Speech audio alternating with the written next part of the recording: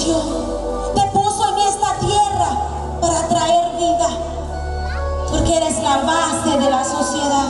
Por eso Satanás quería destruirte. Sea ahora restaurada la familia y la mujer asuma el rol como obediente y el esposo ame a la esposa como Cristo amó a la iglesia. Reunidos todos ahora, comenzamos a elevar un clamor por nuestro país. País que clama nuestra ayuda. País que necesita una iglesia que se levante y luche por ellos. Una iglesia que clame y no reclame.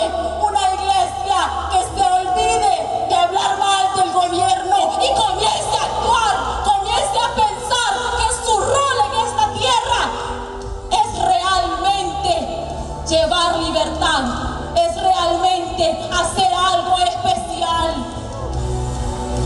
Iglesia de Dios en El Salvador, generación emergente, levántate. ¿Qué estás esperando? Todos tenemos necesidad, todos sufrimos, pero sufrimos porque no buscamos al Señor. En nuestras manos está la solución, la estamos usando. En nuestras manos está el poder levantar a nuestro país de la miseria y la desgracia que vive, pero lo estás haciendo. Levántate, generación emergente.